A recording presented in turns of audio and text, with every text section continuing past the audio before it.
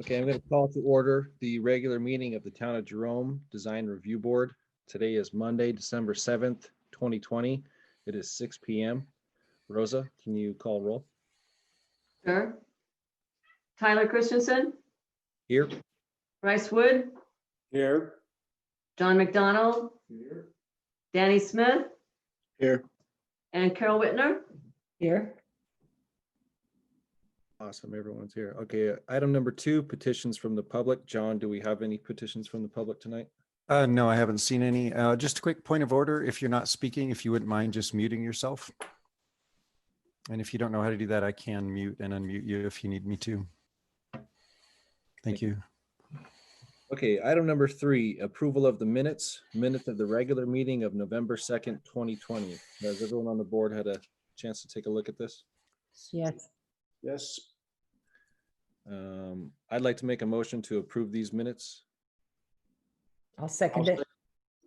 Okay, Carol first. So I have a motion and a second on the floor. All those in favor, please say aye. Aye. All those opposed? And approval of the minutes of the regular meeting of November 2nd, 2020 has passed. On to item number 4, design review for a deck and access stairs. The applicant is Elias Wetzel. The address is 146 Juarez Street. The owner of record, Prochaska Edward J. and Nancy E. Trust. This is in the C1/AR zone.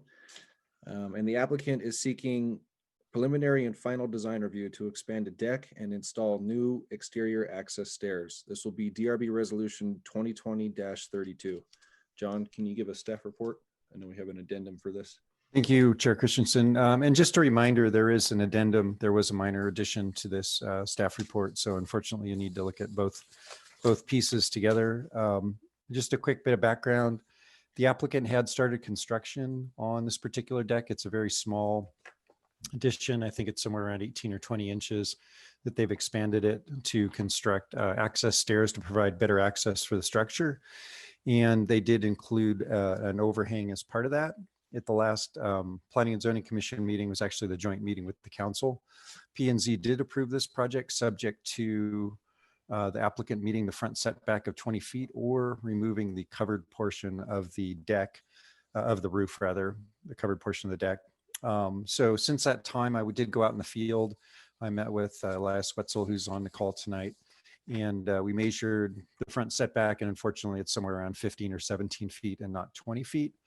So they've agreed to peel back the roof portion of the deck and just have the deck addition portion. So, and in terms of colors and materials, they're going to match the existing materials that are out there. So really the only expansion at this point is the deck and the access stairs up to the deck. So be happy to answer any questions, maybe turn it over to the board, but I know the applicant and the owner's representative are here tonight participating as well. Thank you. Thank you, John. Elias, is it? If you'd like to introduce yourself to the board and just give a brief explanation of your project to us. Sure, Elias Wetzel. And the original reason for the addition to the deck, the 2 foot by 6 foot, 12 square foot addition, was to have a larger or wider access. Our original access rate, or our access right now, we're limited to 28 inches in a corridor to get a couch in, or to get a refrigerator in, or get somebody that's maybe even hurt out. So what we wanted to do is make it like a 4 foot wide area to a platform that we could get things in and out of the house through the French door in the front or back or whatever it's called, because I don't really know at this point. There's a road in the front and there's a road in the back.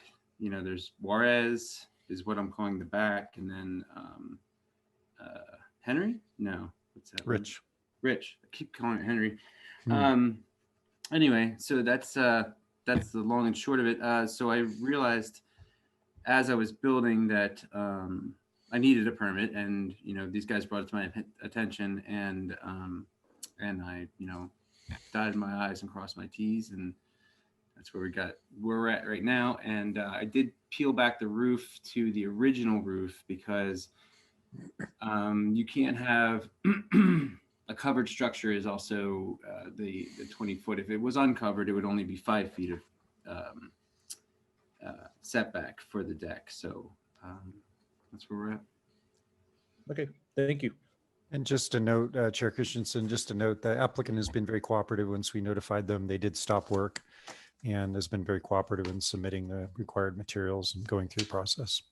That's good. Yeah, we appreciate that. Thank you very much, Elias. And the only comment I have is that I do like that this is happening just because of safety reasons. Like you said, if someone is hurt, to get them out and have the fire department to have safe access in and out of your house is a necessity, I think. I agree. Any other questions or comments from the board? No, I went and looked at it today. Looks good. Do I have a motion? I'd like to make a motion Make to, the motion that we accept. Oh, sorry. Oh, go ahead. Danny? Okay, Danny, I'll give you the motion. You want to accept it? as- Okay. Yeah, 2020-32 that we approve. Okay, and I'll second that motion. So there is a motion and a second on the floor to approve DRB Resolution 2020-32 as presented. All those in favor, please say aye. Aye. Aye. Aye. All those opposed? And DRB Resolution 2020-32 passes. Thank you so much, Elias, for making it on the call tonight. Thank you Thank for you. being cooperative with the town, and can't wait Yeah, to see- we'll Yeah. make sure that we do the right thing from here on out. I mean, I've all been only in contact with Barry and John, but we're in close contact now. Awesome. Sounds good. Thanks. I'm gonna go back to work. Yeah, Good thank night. you. Okay, on to item number 5, design review for window replacement. The applicant is Copper Star Remodeling or Scott Hudson. The address is 538 School Street. The owner of record is the Bustrin Family Trust, Janet and Robert Bustrin. This is in the C1 zone, and the applicant is seeking preliminary and final design review to replace an existing bay window with 2 new windows. This will be DRB Resolution 2020-33. And John, I'll give it to you for a statement. Thank you. Thank you, Chair Christensen. There's a pretty unattractive window sticking out of the north side of the building right now. And the applicant, it's kind of hard to see from the street. You can see it from school. And the applicant is proposing to replace that window with basically the same windows that are previously been replaced in the rest of the building. Not much to this. This is just for the board's information. This is one of the types of items that we're in the future going to likely be doing administratively, but for now they still have to go through the process with our design review board. The applicant's representative is here, or the applicant is here tonight if you have any questions of the applicant. Thank you. Thank you, John. Yes, Scott, would you like to introduce yourself to the record and explain your project? Here, can you hear me? I can hear you a little bit. Can you get a little closer? Stay close. Closer? There you go. There you There you go. It's actually 2 windows. There's the bay window that sticks out, and the one to the left of it. There's the 2 windows going to be replaced, and they're going to mirror the ones above it. Okay. And they're going to be the same brand, identical to the ones that were installed upstairs that are new. Okay, cool. That's easy. Thank you. Thank you for that correction. I thought the 2 windows were going in the place of the bay window. If you could just clarify, it's the window that I had the arrow pointing to on the north elevation, but also for the record, it's the window to the left of that. Is that correct? Yes, and they'll be in the same position below as they are above. Okay. So it'll just mirror that. Thank you. Mhm. Okay, and same materials, same colors, obviously. Yes. Okay, cool. All right. Any questions or comments from the rest of the board? No. Nope. Do I have a motion? I would be happy to see this approved. I would like to make the motion for that to happen. Okay, we have a motion on the floor. Do we have a second? Question. Yes, Rosa. John wants to know if the windows will be flush against the wall. On the inside or outside are you talking about? Outside?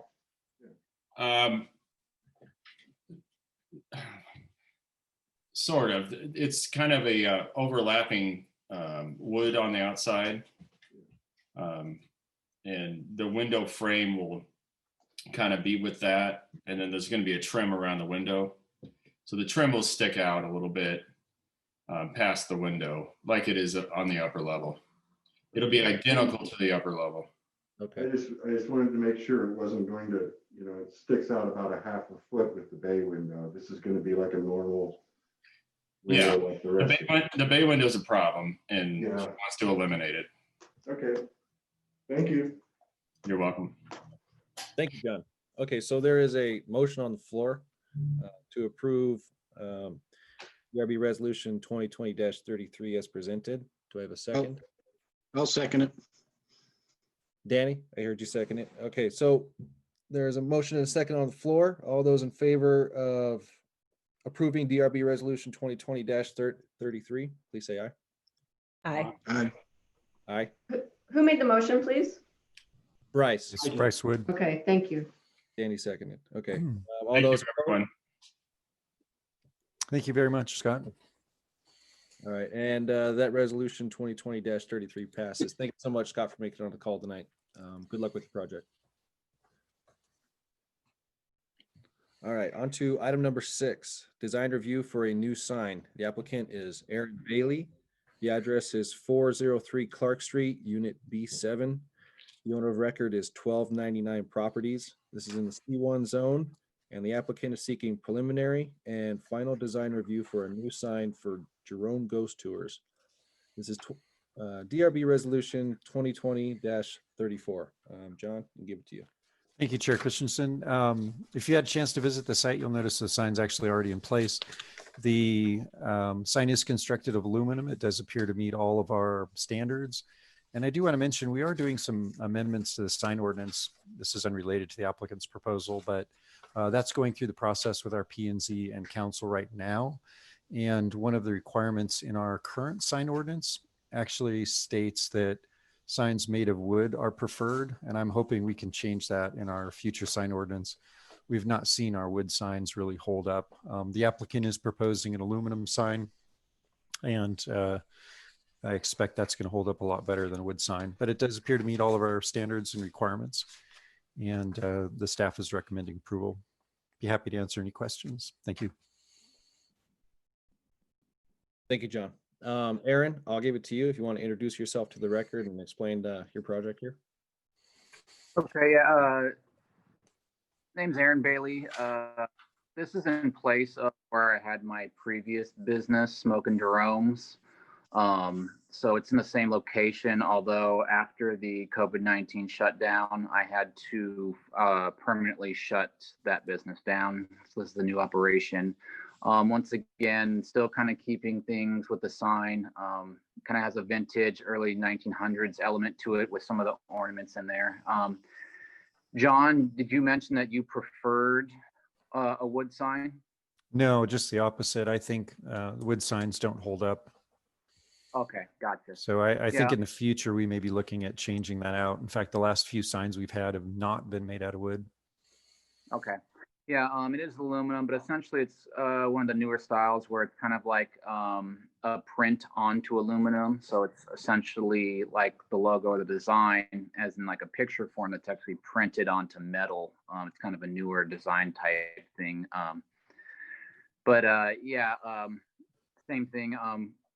With the last sign, I kind of just use steels, aluminums, copper, to try and keep somewhat of a rustic feel going on. This one does have it mixes modern with some type of rustic appearance as well. But, it's definitely, like I said, I kept all the proportions and the sizes all within what the requirements were. So. Looks good. Thank you, Aaron. Do we have any questions or comments from the board? I Sure. do. Yes. I went by there today, and what I did notice was that very large banner sign that's over the stairwell on that Mhm. quite large aluminum frame. And is that a temporary sign? I mean, I know we have Yeah. limits to that type of signage. That'd be a temporary situation. Like how long? Well, just when I was going to open up I was going to try and have it up for maybe 30 days. I think I believe, I don't recall what, all the current, requirements are. I know when Kyle was on board years ago, I think he said that I was allowed to have something up for 30 days on a new business. And after 30 days, it would have to come down. And then from that point, there can be daily specials that can go up for, I don't recall the length of time, but yeah, I mean, what I was planning was only 30 days and I was going to pull it down and then, just run like a special, something like Hilltop Deli does with their sandwiches or something. So I have an additional question. So the Mhm. large aluminum frame that's there over that stairwell, do you intend to have that remain so that you could hang other signs from that? I didn't really think about having that permanent or taking it down necessarily. That was actually something I had just putting up for a Halloween thing, and it just happened to still be up. But if that's something that's to the town's disliking, I can easily take that down. It takes about 2 minutes. I don't know if anybody else on the board has seen it, but it doesn't, I don't know. It's my opinion. I didn't think it looked very good, actually. I mean, it's a shiny thing. You can see it from the main street. So of course, that probably serves a purpose for you, that people would see that from Main Street, but it's huge. And Yeah. I would For any, urge board members to see it if they have not. yeah. To make it a little more clear. Excuse me. I've Go ahead. seen it and I was wondering what the thought was behind that. Thank you, Carol, for asking the question. Yeah. This is the sort of thing that we really do need permits for. Right. And I'm amazed to be For Halloween talking about decorations. something like this that, should have been handled by the office. Yeah, it wasn't, like I said, it's not something that I'm putting up to keep there permanently. As mentioned, that is actually, if anybody's familiar with lighting of any sorts for any type of stage lighting or anything else, that's actually what it is. It's called truss. So it's stage truss that like I said, I had up for a Halloween situation. So once again, it's not permanent. It can be taken down in literally under 5 minutes. It just disassembles. So that's not a permanent situation, and that's not the sign that we were talking about. That's actually a vinyl banner, the one that's hanging from the truss. The actual aluminum sign is the one that's mounted to the UBX building. Right. Okay, so it's my understanding that it is not going to stay up for very much longer because it is a temporary sign. It's not going to be anything permanent. It was originally there for some Halloween decorations and lights. And I would like to give some direction to John, zoning administrator, if you could give Aaron some information on temporary signs so that when he does want to provide specials or whatever he's going to do with the temporary sign situation, that he has the information available to him so he can comply with that. Yeah, just a little bit of background, Chair Christensen, if I hate to go too far off onto a detour here, but the council's been very concerned about code enforcement in general. The last few months, we've had several cases that we've been talking about. In fact, this has actually been one of those cases that we're talking about. And we're talking about currently revising our process and the way we do code enforcement. On this specific example, there is a provision in our code that allows for temporary signs. I wasn't here. It was implemented just before I think I got here. But they do talk about temporary signs. We do allow those for a period of up to 45 days and 90 days per calendar year.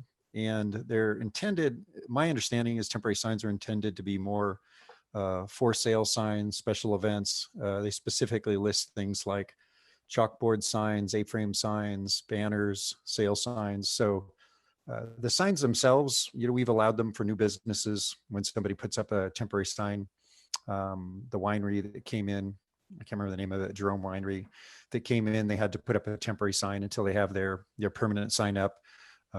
Things like art walk, special events. So we have allowed those sorts of temporary signs. I'd say, I believe the intention was not to have them, on some freestanding, separate constructed item.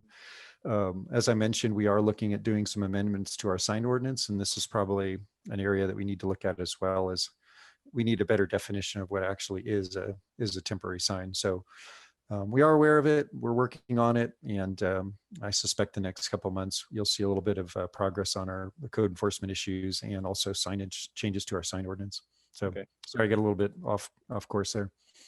I just want to reiterate too that the sign itself kind of meets the requirements of a temporary sign. It's just what it's mounted on is Right. what we have an issue with, and it's an eyesore. And I agree with Carol, is it doesn't really fit everything else. It probably fit during Halloween when we had, decorations all over the place, but right now it's an eyesore. But moving on from that, if that's okay, Carol, unless you have something else to add. No, you've said the rest of what I felt Okay. like saying, but I'd like to see it come down is what I'd like. Okay, any more questions or comments from the board? Rosa. You guys are muted.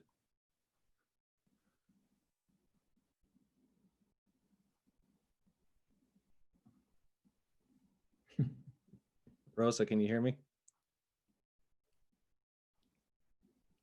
I don't think so. John, It's still muted. Let me unmute her. Rosa, yeah, it won't unmute on my end either. When we've had this problem before, the only thing that seems, hey, you got it. Got it? Yeah, Okay. sometimes you have to log out. we didn't hear anything. Do you want me to Oh, speak? you didn't hear anything? You didn't hear Why don't anything? You go ahead and. I'm sorry. I'll speak for him. So he doesn't have to Yeah. repeat himself. He was asking about the lighting, the two lights above, and then there's a light below, and if they will always be on, or if you're gonna change it depending on time of day or. Time of day, and also that they're always angled at the wall and not flashing out into traffic or all over the sidewalk. Is it specifically going to be all three lights? Or are you just going to use two above? There's three in the picture. You're talking about the lights that are mounted to the UBX building? Yeah. Yeah, you have the two copper ones above and then the one below that matches the other side, like what the Hilltop Deli has. We're wondering which ones are you going to use, if all three, and if you do use all three, that they are angled appropriately so that they're not a safety hazard for foot traffic and road traffic. I mean, I believe that falls under a question for John. Those are just, I can't adjust those lights or make any changes to those lights. I can adjust the times, which they're set to come on at 6 p.m. and then it should shut off at approximately 9:30. But I can't angle those or adjust those. Those are, that's going to be the property owner or the building owner who can move those around. Okay, they're probably already, since there was a sign there before, I'm guessing that they're probably already angled away from the road, but if Yeah, as far as I can tell, they're angled at the building, not at the street or sidewalk or anything. So, John, does that answer your questions? Yeah, as Yeah, long it just seems like a lot of lights for one sign. as Used to be a bigger sign there. Well, that's not the issue right now. If they do meet the requirements for lighting right now, and the yes. point of order, it's we're just looking at the sign itself right now, I guess, if that is applicable. But I just want to get your questions answered. Looks like it is angled at the building away from traffic, and it will be coming on at, you say 6 o'clock and off at what time, Aaron? I believe 9:30. Okay, so those times. If that's all the questions or comments from the board, I'd like to make a motion to approve this as presented. So there's. I'll second it. Okay, so we have a second. I'll second. Danny's seconding. So there's a motion and second on the floor. All those in favor of approving DRB resolution 2020-34 as presented, please say aye. Hi. Aye. Aye. And those opposed? No opposed. Okay, so DRB resolution 2020-34 passes. Thank you, Aaron, for making it on the call, and Thank you very much. good luck. Thank you, guys. Good luck with business. Thank you. Okay, on to item number 7. Zooming Design right along. for paint and siding. The applicant is Greg Worth, address 639 Center Avenue, owner of record Gregory A. Worth Living Trust. This is in the R15 zone, and the applicant is seeking preliminary and final design review for paint colors and installation of cement board siding. the DRB Resolution 2020-35. John, I'll hand it to you for staff report. Thank you, Chair Christensen. And just a reminder, this is one of the items that was in your addendum. So you'll have to flip back and forth between the two. We did have a request for, the applicant is obviously under construction. If you've seen the site, you know that they've had quite a bit of work done, and two things occurred during that process. Unfortunately, they discovered that the existing wood lapped siding that's out there is in pretty poor condition. It's probably something that is basically irreplaceable. Now, you could have it reconstructed, custom milled, but that would be incredibly expensive. We do have, and the board has approved in the past, cement board style, lap style siding. There's a product called Hardy Plank. The most recent example that I found, it's also right down the street, is the one at School Street and First that Dawn and Paula Nord just recently remodeled. It doesn't look, of course, exactly like or similar to the siding that was there, but I think it is an appropriate substitution. This is an area where we discussed last time about the level of administrative changes and exactly how far I can go approving things administratively in the field. This happens all the time. Changes during the construction process, you find out that thing you wanted to save, you can't save it, so they have to replace, unfortunately, all of the siding. This is a little bit too much of a change. I didn't quite feel comfortable approving it administratively, so I thought it was appropriate to bring it back to the board for their consideration. I think everybody has probably seen the Hardy Plank lapped siding around. It's a good product. It probably lasts another 100 years. We put it on our house in California, and one of the things I liked about it is they had a sample sealed in a glass box full of water, plexiglass box full of water that had been there for like 7 years, and the thing looked brand new. So it's something that's likely to last quite a while. The other part of the applicant's request is they did discover in the process the original gray paint color of the siding and green trim. There is a picture of it, but unfortunately it really doesn't come out well in the picture. But you do get a photo. We did include a photo from the applicant showing the possible green color on that. The applicant is on the call tonight and could probably answer more detailed questions if you have any. Thank you. Thank you, John.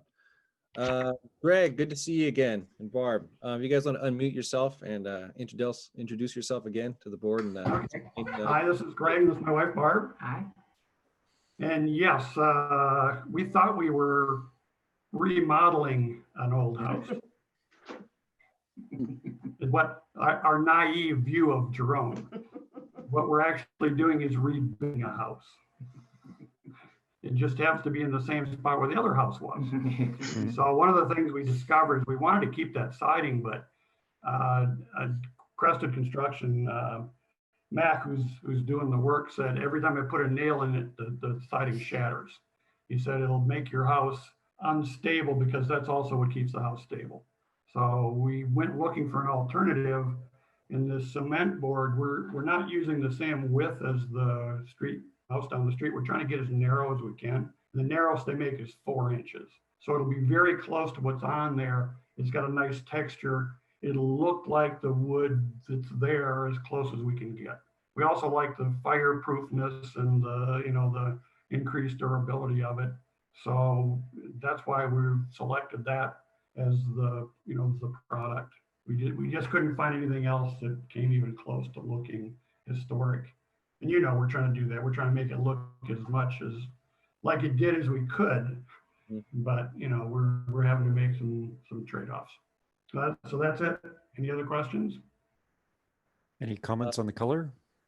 I saw it today. It's nice. the color? What, the color or the? I stopped by the house.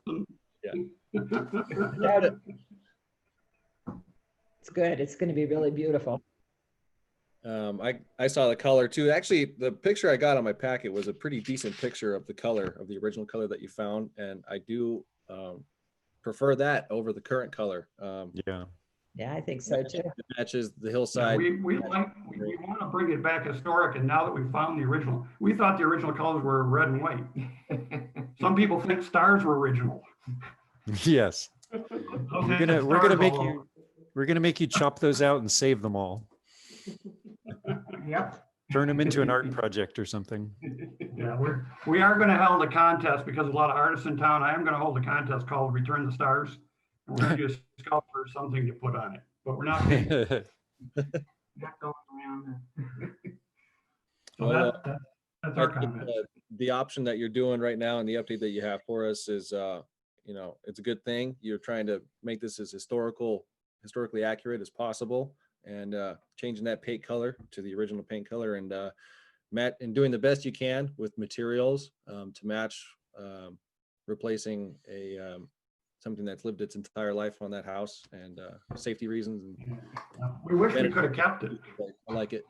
And with that, I'd like to approve this, but I'd like to ask one more time if my board has any questions or comments before I make a motion. No? And okay, I officially like to make the motion to approve DRB Resolution 2020-35 as presented. I'll make that motion to approve that. A second? Mhm. So I got a motion. Carol's got a second. And all those in favor, please say aye. Aye. Aye, and opposed? And DRB Resolution 2020-35 passes. Thank you so much, Greg, Barb. Good luck with your project. Good luck. Hey, Tyler, just so for the record, you made the motion, Carol made the second, or the other way around? Seems I made right. the motion, I gave Carol the second. Okay. You I took don't it know away if I from her. worded that wrong and kind of made it confusing. I apologize, but yeah, I made the motion and Carol's got the second. Good. Okay. Okay, and with that, item number 8, I'll hand that to John. Thank you. Thank you very much, Chair Christensen. Just some quick updates that the board might be interested in. I did talk a little bit about temporary signs and signage. We're doing some ordinance updates. We had a great meeting with our joint session with our council and Planning and Zoning Commission about a variety of ordinance updates. That happened December 1st. I'm jumping ahead here, but in November, we've had some discussions with the council about prohibiting recreational marijuana. So that ordinance, I believe, is in effect or about to be in effect. And they had some discussion about enacting a beekeeping ordinance. And that's going to continue to the next council meeting, I believe. I don't know if the bees will read our ordinances, but we are looking at adding a beekeeping ordinance. And I've been reaching out, trying to get some bee experts to see if we can find somebody up at NAU. I did find somebody down in Tucson at Arizona State. So we're trying to find somebody local. But if that's, I know I've spoke with, I think Danny Smith, you were talking about the bees in your shop and on your patio, and it's been a real problem. You're just one of many people who've business owners and residents we've had some issues with. So we're working on that. I just wanted to give you an update on that. We've had some direction about the district signs. And if you, not sure what I mean by district signs, it's those tall panels. I think there's 4 or 5 of them around town that basically have individual slats of about, I don't know, it's hard on Zoom to show you, but 4 inches wide or so, with the names of different businesses. I think it was a great idea that wasn't really well executed. So I will be working and contacting the local business owners to see about actually removing those district signs. I think the council's interested in removing those entirely. We did appoint a new planning and zoning commissioner. So that was Mike Harvey. So you may know that already. And that happened on November 10th. On December 1st, just a week ago, we were discussing with the council various code amendments. Code enforcement was one of the topics we briefly discussed.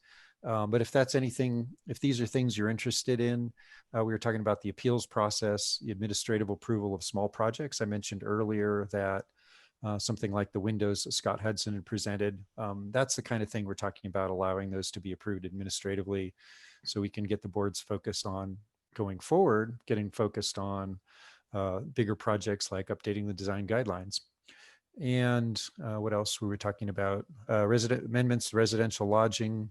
We talked about mixed use and also implementing a telecommunications ordinance. And that's something that those standards will definitely, I think we'll want to get some input from the DRB.